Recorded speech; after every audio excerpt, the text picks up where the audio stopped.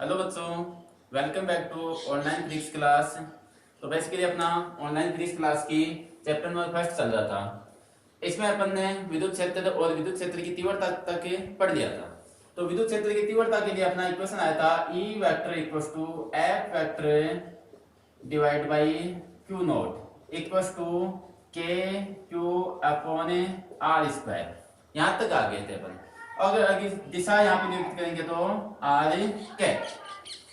अब देखो आज अपन थोड़ा सा इसकी विद्युत क्षेत्र की दिशा के बारे में जानेंगे। पहले तो कि विद्युत क्षेत्र की दिशा कौन सी कंडीशन में किस तरफ होगी, कौन सी कंडीशन में इसका दिशा चेंज होगी। तो अगला टॉपिक अपन लिख सकते हैं E की दिशा। अब देखो यहां से बेसिकली यहां से देखें तो देखो जिस तरफ बल की दिशा होगी उस तरफ ही अपनी विद्युत क्षेत्र की दिशा निरूपित होती है। लेकिन कुछ कंडीशन ऐसी भी आते हैं जिसमें दिशा विपरीत, बल के दिशा के विपरीत भी होती है। अब पहले तो ये देखो, अगर कोई धनावेश दे दिया अपने पास से, उसमें तो विद्युत क्षेत्र की दिशा किस तरफ होगी।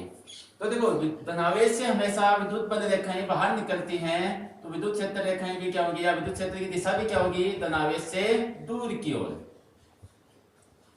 और ऋणावेश से देखेंगे, केवल ऋणावेश दिया हुआ है, धनावेश नहीं दिया, केवल ऋणात्मक आवेश दिया है, इसमें क्या होगी, अनंत से या दूर से ऋणावेश की ओर।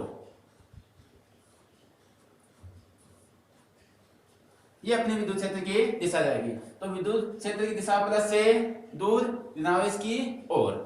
अगर आपके पास एक प्लस दे दिया, एक माइनस पास पास में दे दिया, तब क्या हो जाएगा, विद्युत क्षेत्र की दिशा प्लस से माइनस की ओर हो जाएगी, क्योंकि विद्युत बल रेखाएं तो आगे पढ़ेंगे अपने, प्लस से निकलती और माइनस में प्रवेश करती हैं। और विद्युत बल रेखाओं की दिशा में ही क्या होती है, विद्युत क्षेत्र की दिशा होती है। तो विद्युत क्षेत्र की दिशा पॉजिटिव से नेगेटिव की ओर हो जाएगी। तो ये केस ध्यान रखना। अब देखो एक स्पेशल केस और ये देते हैं आपको कि एक समान विद्युत क्षेत्र दिया है, एक समान विद्युत क्षेत्र, इसका अर्थ हुआ प्रत्येक बिंदु पर विद्युत क्षेत्र का मान क्या रहेगा, समान रहेगा। इसमें कोई एक आवेश दे दिया Q, और वो कैसा दिया, प्लस का Q आवेश दिया है।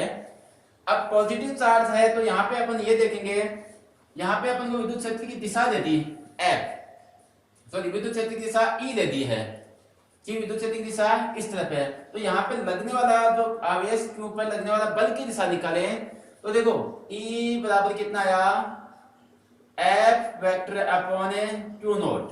तो F वेक्टर कितना हो जाएगा, E Q E। अब पॉजिटिव चार्ज है तो यहाँ पे क्या लग जाएगा, प्लस का E Q। तो देखो यहाँ पे कौन सी दिशा होगी, बल की दिशा, प्लस Q E। इसका अर्थ हुआ E की दिशा में ही क्या हो गया, F की दिशा।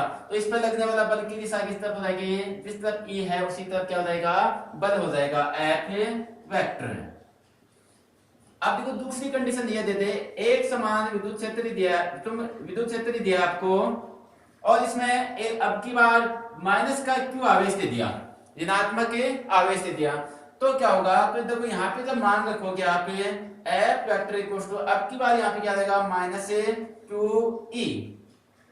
अब देखो बल की दिशा किस तरफ होगी, यहाँ पे माइनस का चिन्ह आने से क्या पता चलता है कि बल की दिशा विद्युत क्षेत्र की दिशा के विपरीत हो जाएगी। तो इस पे लगने वाला जो बल होगा वो क्या होगा, जैसे इस तरफ E है तो इस तरफ क्या होगा, F वेक्टर बल की दिशा। तो यहां से अपन कह सकते हैं कि धनावेश पर लगने वाला कूलाम बल की दिशा विद्युत क्षेत्र की दिशा के अनुदिश होती है, और ऋणावेश पर लगने वाले कूलाम बल की दिशा विद्युत क्षेत्र की दिशा के विपरीत होती है।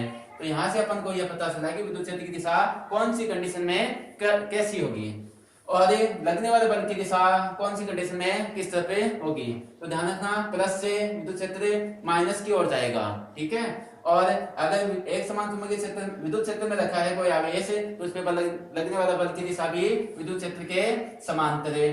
और अगर नेगेटिव चार्ज रख दिया तो विद्युत क्षेत्र के विपरीत दिशा में हो जाएगा, ठीक है। तो यहां तक अपने विद्युत क्षेत्र की दिशा ये अच्छे से नोट कर लेना, और आपको नोट्स दे रहा हूं मैं, उससे अपनी नोटबुक में अच्छे से फेर बनाते रहना। तो यहां तक अपने विद्युत क्षेत्र की दिशा, विद्युत क्षेत्र की दिशा के बारे में बात होती है। अब देखो अगला टॉपिक आता है विद्युत बल रेखाएं। या विद्युत क्षेत्र रेखाएं भी कह सकते हैं। तो अगला टॉपिक होगा आपका विद्युत क्षेत्र रेखाएं, इलेक्ट्रिक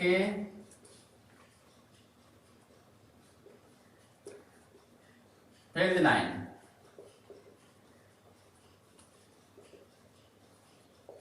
अब इलेक्ट्रिक फील्ड लाइन क्या होती है, विद्युत क्षेत्र रेखाएं क्या होती हैं। अब पीछे हमने विद्युत क्षेत्र के बारे में पढ़ा। अब उस विद्युत क्षेत्र में कोई ऐसी काल्पनिक रेखाएं खींचेंगे जिसको अपन विद्युत क्षेत्र रेखाएं कहेंगे। अब देखो वो कौन सी होती है। जैसे कोई विद्युत क्षेत्र, मान लो यहाँ पे एक विद्युत क्षेत्र है अपने पास, इसमें मैंने एक क्या खींची, काल्पनिक वक्र या रेखा खींची। वक्र भी हो सकता है या सरल रेखीय भी हो सकता है। इस वक्र पर, इस वक्र के किसी भी बिंदु पर, जैसे मान लो एक बिंदु ये P ले लिया, यहाँ पे एक बिंदु Q ले लिया मैंने। इस वक्र के किसी भी बिंदु पर मैं अगर कोई स्पर्श रेखा खींचता हूं, जैसे मान लो ये स्पर्श रेखा होगी इस बिंदु का, और इस बिंदु की स्पर्श रेखा ये हो जाएगी, ठीक है। तो ये स्पर्श रेखा है ना, वो सरल रेखा होती है। स्पर्श रेखा हमेशा क्या होती है, सरल रेखा होती है, एक सीधी लाइन में रहती है। तो ये स्पर्श रेखा की दिशा किसको निरूपित करे, विद्युत क्षेत्र की दिशा को निरूपित करे। तो ये हो जाएगा P बिंदु पर है, ये EQ। तो ये जो वक्राकार जो लाइन है या स्ट्रेट लाइन भी हो सकती है, ये वक्राकार लाइन क्या कहलाती है, विद्युत क्षेत्र रेखाएं। और ये होती है काल्पनिक, यानी आदर्शीय रेखाएं मानी जाती है इनको, यानी दिखाई नहीं देती है, इनको काल्पनिक रेखाएं कहते हैं। तो इसकी बेसिकली परिभाषा क्या हो जाएगी, किसी विद्युत क्षेत्र में खींची गई हुई काल्पनिक वक्र या रेखाएं जिनके किसी भी बिंदु पर स्पर्श रेखा खींचने पर उस बिंदु की विद्युत क्षेत्र की सदिश की दिशा को निरूपित करे, तो वो रेखाएं क्या कहलाएंगे, विद्युत क्षेत्र रेखाएं। अच्छे से समझ में आ गया होगा। तो एक बार फिर से बता रहा हूं, जैसे कोई विद्युत क्षेत्र है, उसमें कोई मैंने वक्र खींचा या कोई विद्युत एक लाइन खींची, उस लाइन पे अगर मैं कोई स्पर्श रेखा खींचूं तो वो स्पर्श रेखा किसको निरूपित कर दे, विद्युत क्षेत्र की दिशा को निरूपित कर दे। तो जो वक्र था वो क्या था, एक काल्पनिक रेखा थी, उसे क्या कहेंगे, विद्युत क्षेत्र रेखाएं, ठीक है। अब इसके बाद अपने विद्युत क्षेत्र रेखाओं की विशेषताएं, ये डायग्राम बनाना आराम से और ये दिखा देना कि इस P बिंदु पर है, ये Q बिंदु पर है, और ये क्या है कि ये क्या है, विद्युत क्षेत्र रेखा।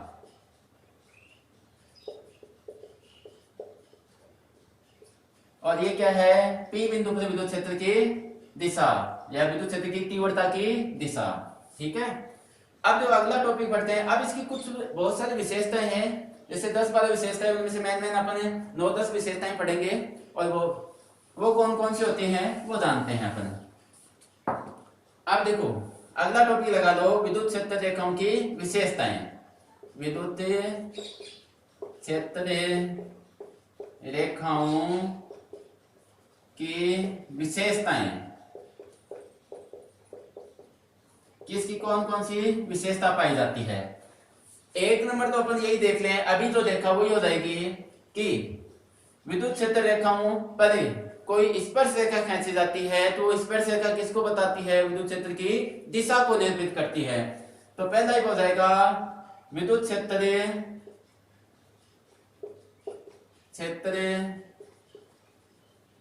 रेखा पर खींची गई स्पर्श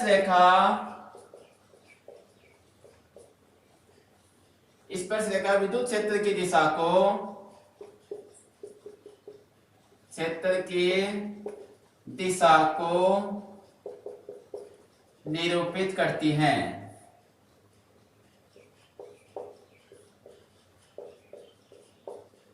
ठीक है, पहली पॉइंट हो गया अपना।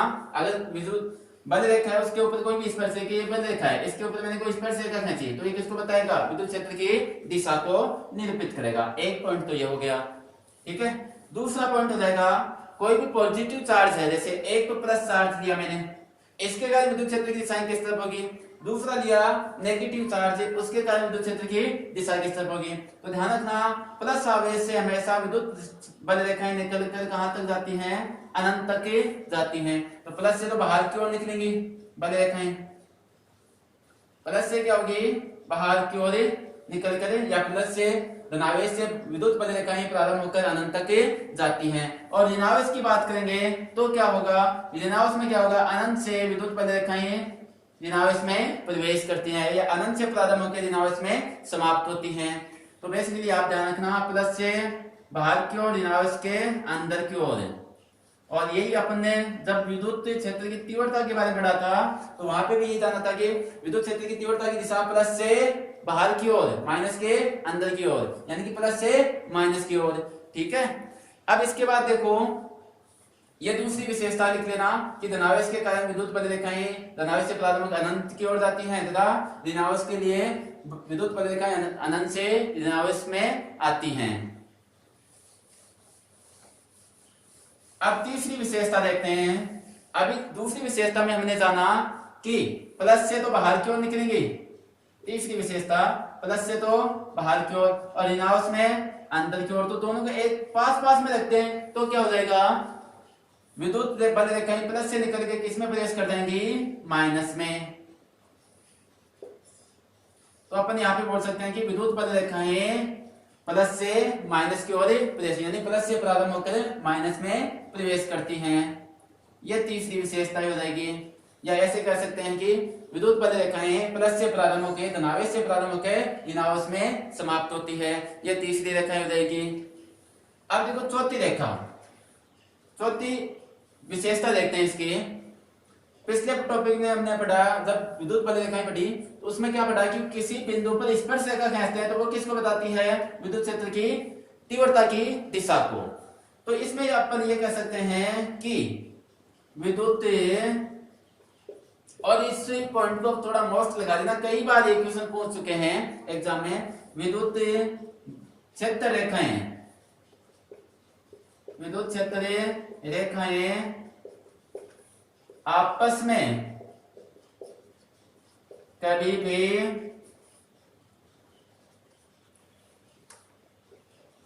प्रतिच्छेद नहीं करती हैं।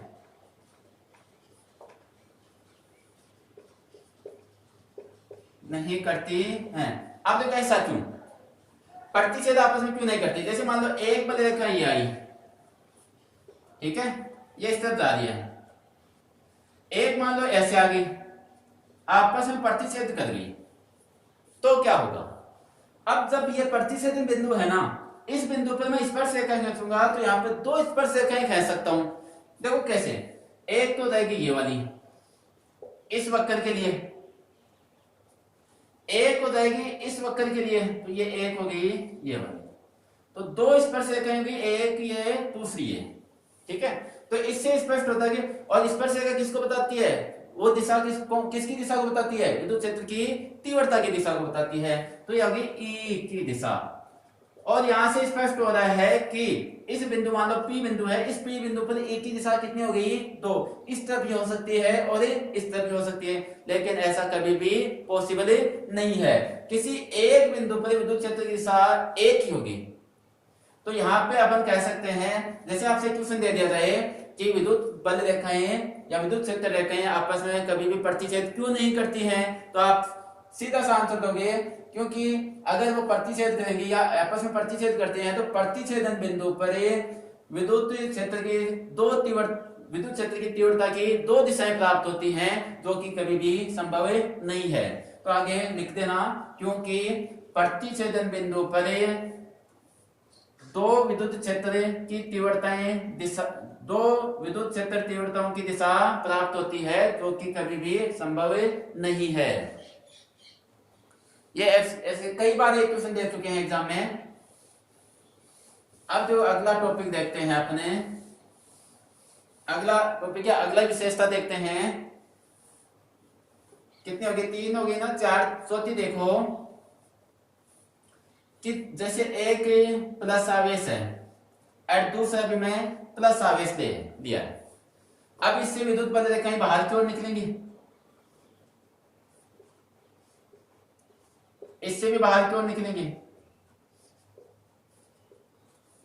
लेकिन जब ये प्लस प्लस सेम प्रकृति के आवेश पास पास में आते हैं तो क्या होता है, बल रेखाएं एक दूसरे से दूर हटने की कोशिश करती हैं, यानी कि एक दूसरे को प्रतिकर्षित करती हैं। यानी कि ऐसे जाना चाहिए थी, जैसे ऐसे जा रही थी तो वो कैसे लगे, ऐसे हो जाएगी।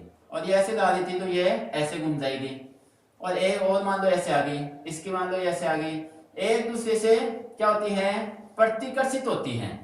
तो यहां से क्या स्पष्ट होता है कि समान समान प्रकृति के आवेशों के मध्य क्या होगा, प्रतिकर्षण है।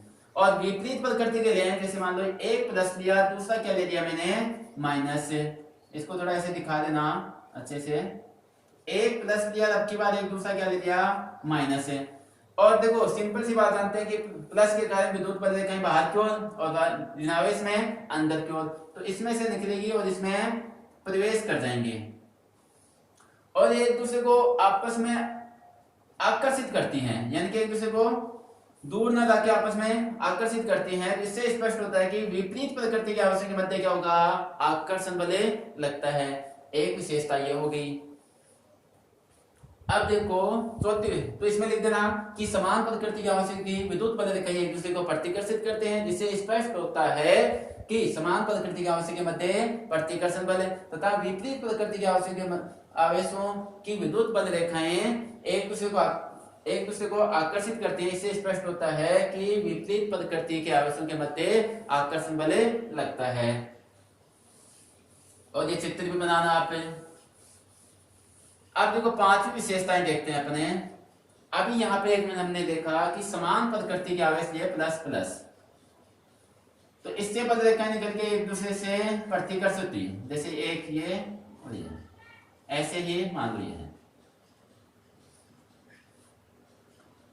तो इन दोनों के मध्य एक ऐसा पॉइंट होगा जहां पे एक भी बल रेखाएं नहीं आएगी, जैसे ये एन पॉइंट ले लिया, क्योंकि एक दूसरे प्रतिकर्षित हो रही है, दूर हटने की कोशिश की, जैसे ये इधर आना चाहिए, ये इधर आना चाहिए, एक दूसरे से क्या हुई, प्रतिकर्षित होकर ये ऐसे चली गई। मान लो एक और आई, ऐसे आना चाह रही थी लेकिन ऐसे चली गई, ये ऐसे आना चाह रही लेकिन ऐसे हो गई।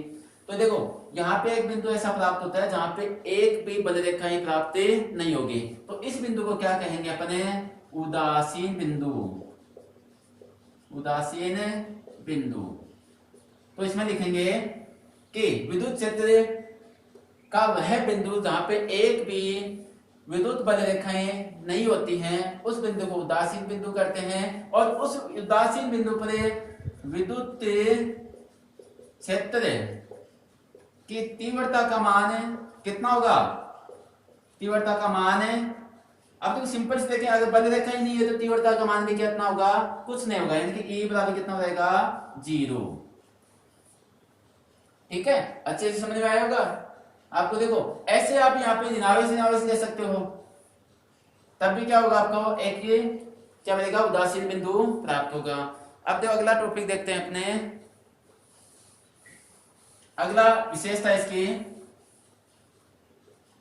6 नंबर विशेषता देखो। अब देखो एक समान विद्युत क्षेत्र है, एक समान विद्युत क्षेत्र। अब देखो एक समान विद्युत क्षेत्र का पहले तो अर्थ क्या होता है, एक समान विद्युत क्षेत्र यानी कि इसके अंदर विद्युत बल रेखाएं समान दूरी पर स्थित होंगी।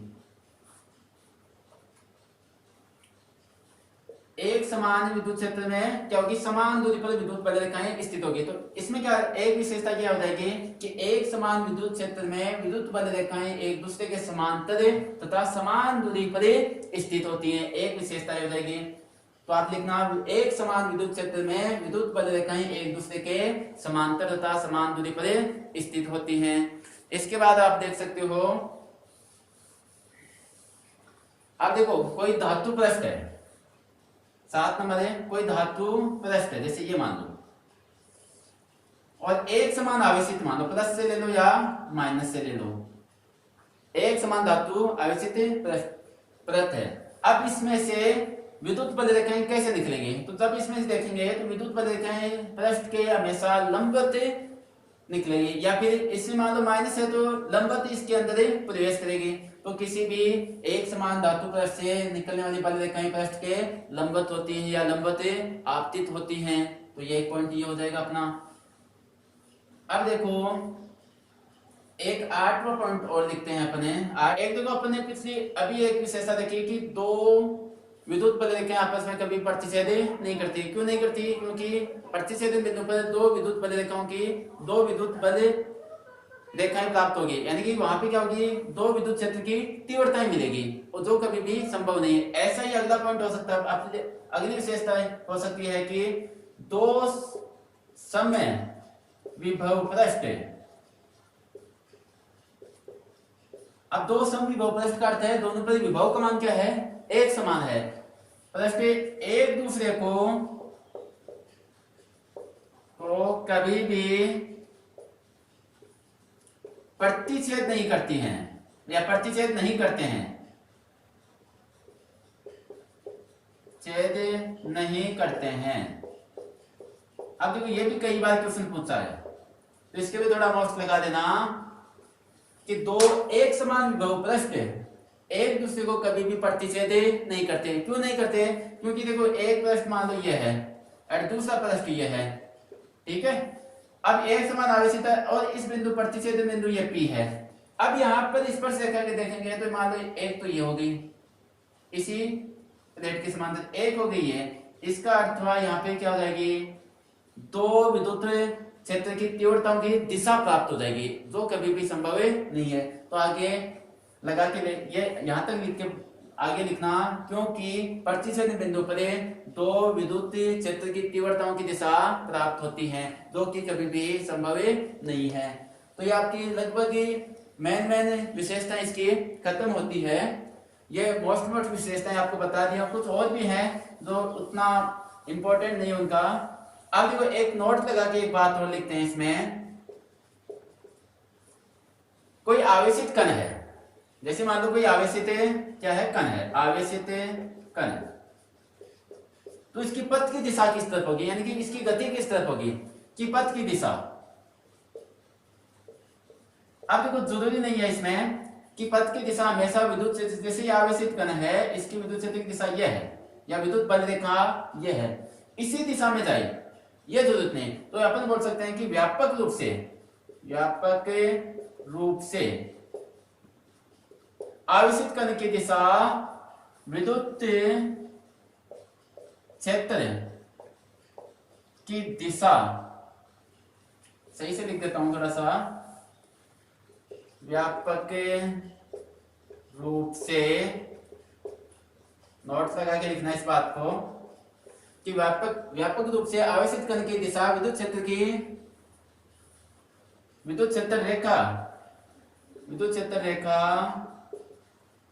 की दिशा में, सॉरी एक थोड़ी सी, व्यापक रूप से आवेशित कण की पथ की दिशा, आवेशित कण के पथ की दिशा यहाँ पे दिशा है, विद्युत क्षेत्र रेखा की दिशा में नहीं होती। अब इसका अर्थ है कि हमेशा हर कंडीशन ये नहीं हो सकता है कि कोई आवेशित कण है उसकी पथ की दिशा, यानी वो गति करे उसकी दिशा किस तरफ हो, दो विद्युत क्षेत्र रेखाएं हैं उसी दिशा में, ये कोई जरूरी नहीं है। जैसे मान लो ये है कोई आवेशित कण है, अब इससे कोई बल, और दूसरा ये एक प्लस है एक माइनस है, इससे बल रेखाएं निकली, जैसे एक ये हो सकती है, एक ये हो सकती है, एक ये हो सकती है, और एक ये हो सकती है, एक ये मान लो बल रेखाएं हैं या क्षेत्र रेखाएं। अब जरूरी नहीं है कि ये ऐसे ही जाए, क्योंकि ये भी तो एक पथ है, जरूरी नहीं है ऐसा ही जाए, ठीक है। तो हमेशा ये आवश्यक नहीं है कि कोई आवेशित कण की उसके पथ की दिशा किस तरफ हो, विद्युत बल रेखा के अनुदिश हो, उससे अलग भी हो सकती है। अब पथ की दिशा उस दिशा में कब होगी, ये कंडीशन निर्भर करती है। अब देखो ये तभी हो सकता है जब आवेशित कण है ना, जैसे आवेशित कण है, मान लो किसी एक समान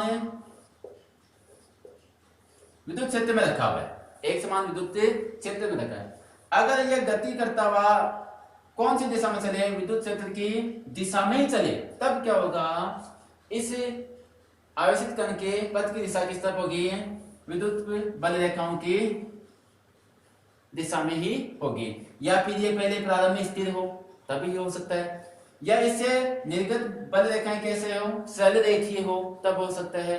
अगर वक्राकार है तब इसकी दिशा, पथ की दिशा किस तरफ नहीं होगी, बल रेखाओं की तरफ नहीं होगी। तो ये थोड़ा नोट लगा, इस बात को ध्यान रखना। तो यहाँ पे अपने विद्युत क्षेत्र रेखाएं खत्म होती हैं, इसकी परिभाषा, इसके बाद इसकी कुछ विशेषताएं, एग्जाम में कई बार 3-4 विशेषताएं पूछी जाती है, आपको मैंने 9-10 विशेषताएं बता दी है। अब एक पॉइंट आता है अपना इस चैप्टर का, मान लो ये लास्ट पॉइंट होगा अपना द्विध्रुव।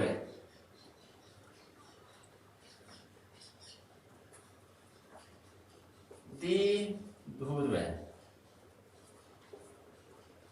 डाइपोल। अब द्विध्रुव किसे कहते हैं?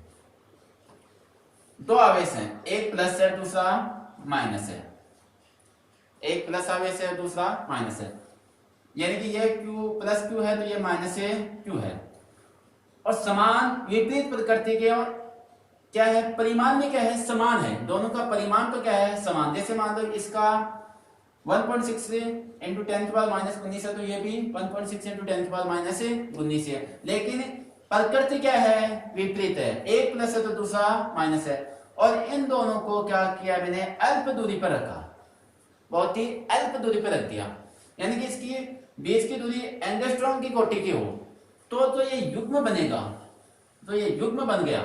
इस युग्म को क्या कहेंगे, द्विध्रुव कहते हैं। द्विध्रुव यानी कि जिसमें क्या हो दो ध्रुव, यानी प्लस एक दूसरा माइनस, तो इसे क्या कहेंगे द्विध्रुव।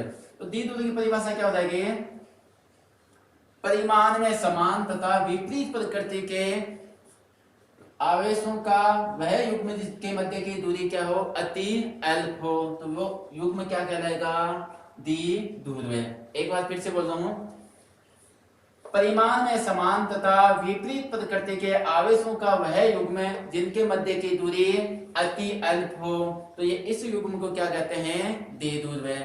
तो आज अपनी क्लास यहीं पे खत्म करते हैं, इसके आगे अपन द्विध्रुव के बारे में और पढ़ेंगे, कल इसी को आगे कंटिन्यू रखते हुए फिर से अगली क्लास में आएंगे।